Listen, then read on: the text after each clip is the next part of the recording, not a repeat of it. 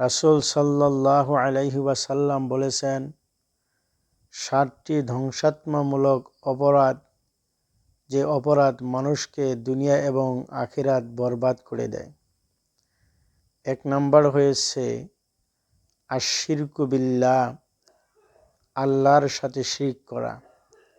কোনো মানুষ যদি আল্লাহর সাথে শিরক করে তাহলে তার দুনিয়া এবং আখিরাত বরবাদ হয়ে যাবে, ধ্বংস হয়ে যাবে। 2 নম্বর হয়েছে জাদু করা।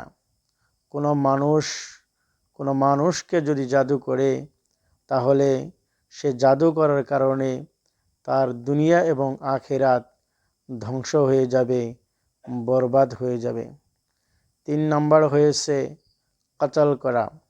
কোনো মানুষ যদি কোনো মানুষকে না হক কতল করে তাহলে সে না হক কতল করার কারণে তার দুনিয়া এবং আখিরাত বরবাদ হয়ে যাবে, ধ্বংস হয়ে যাবে।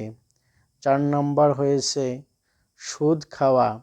কোনো মানুষ যদি সুদ খায়, সুদের সাথে জড়িত থাকে, তাহলে সুদের কারণে তার দুনিয়া এবং আখিরাত বরবাদ হয়ে যাবে, ধ্বংস হয়ে যাবে।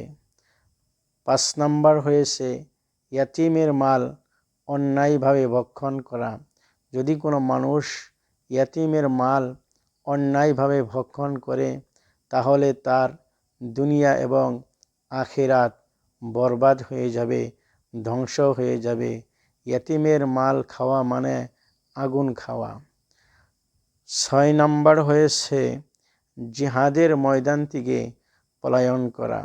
জিহাদ মানে সন্ত্রাসকে নির্মূল করা, অর্থাৎ দেশের জন্য যে ফৌজি ভাইয়েরা দেশ রক্ষার জন্য যে জিহাদ করে, সেটা হয়েছে জিহাদ।